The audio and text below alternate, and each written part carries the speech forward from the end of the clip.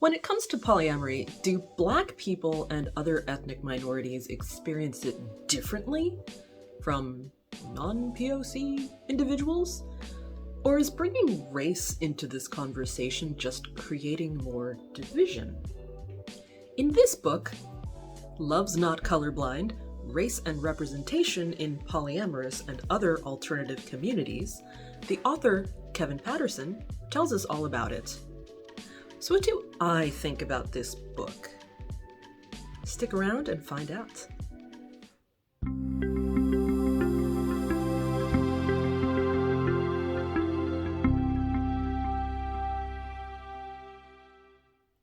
Hi, Leslie here.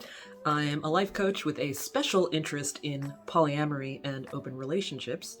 I create content about personal development and polyamory, so click on that big old subscribe button, and you can also check out some of my book reviews through the link in the description below. I asked a big question in the intro for this video. Do Black people experience polyamory differently? The answer: yes.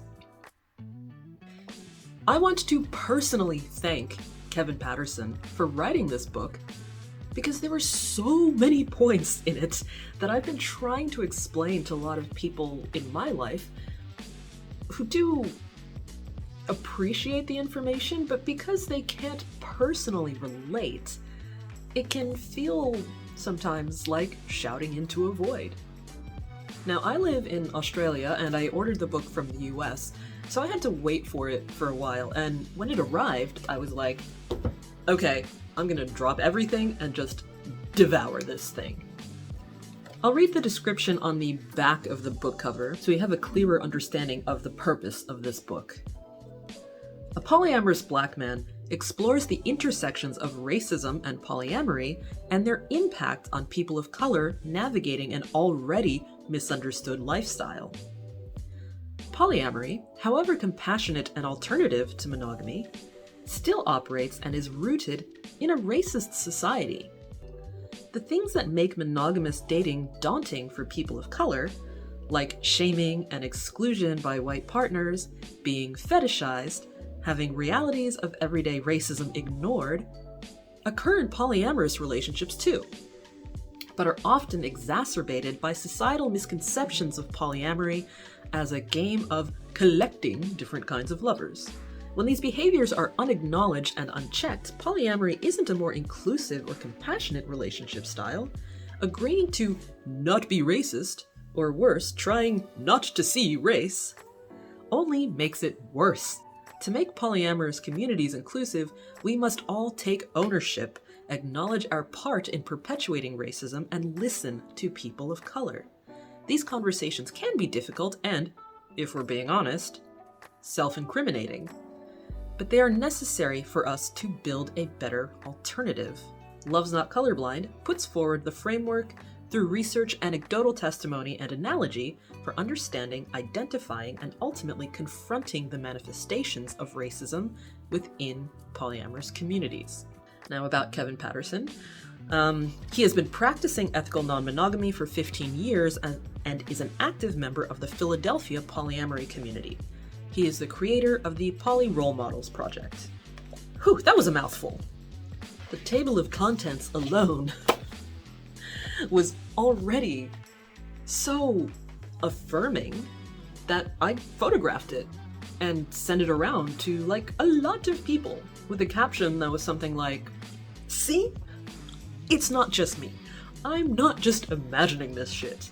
And in this book, the author isn't just presenting us with his own experience, he also includes numerous stories and contributions from prominent people of color involved in polyamory, in kink, BDSM communities, communities that are typically considered on the fringes of more normal lifestyle practices.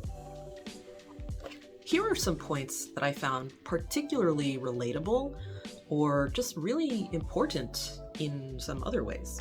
In the section titled Fetishization, there's an opening on page 87. Where is it? 87. Here we go. by a Black person who is active in the fetish community. And they write, "It shows up in pretty much most of the messages that I get on my FetLife account.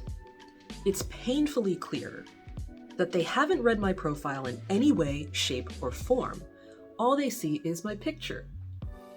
Their entire approach to me is, 'You're Black. Can we do some race play? Can we do some slavery play? Can we do ... question mark?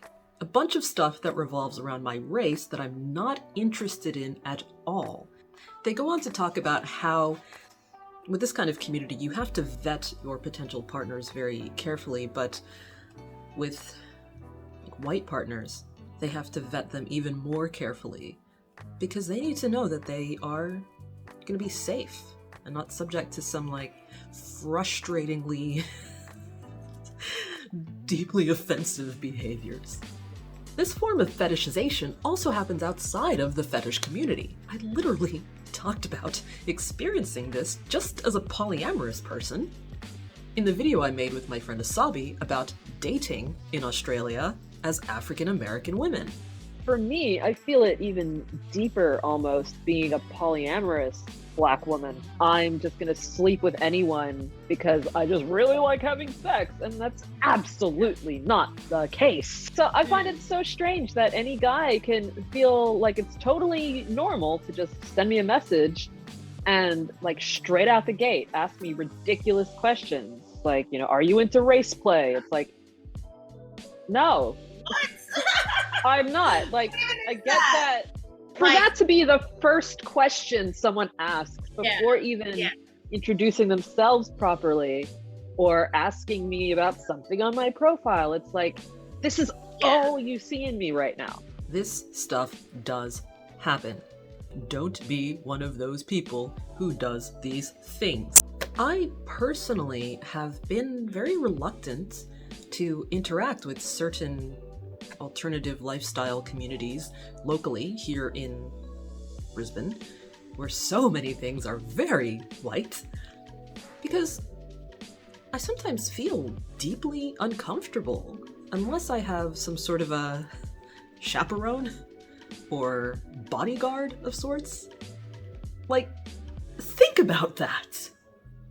Other notable section titles, topics that the author dives into include, but are not limited to, forced ambassadorship, othering, white feminism and polyamory, dating preferences, intentional planning, and tokenism. The author introduces this section on page 79, and something he explains here is the problems that happen in some majority white communities, including workplaces, universities, various institutions, when the powers that be make moves to give the appearance of valuing diversity and just fail.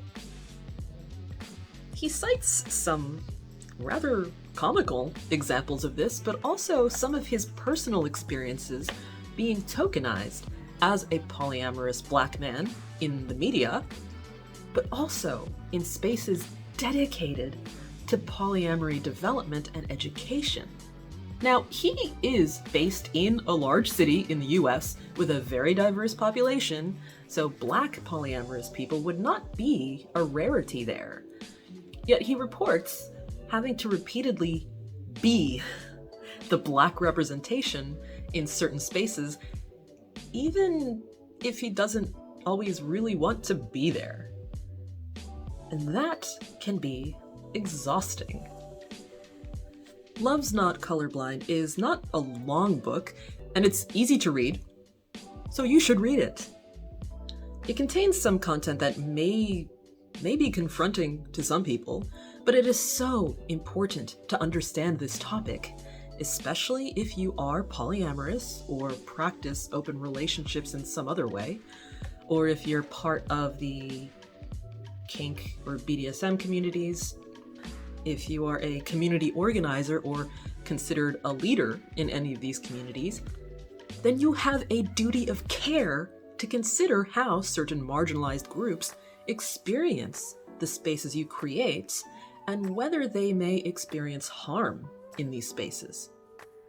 No one is off the hook here. This book isn't just a collection of complaints, it also offers potential ways forward, and does so without pussyfooting around.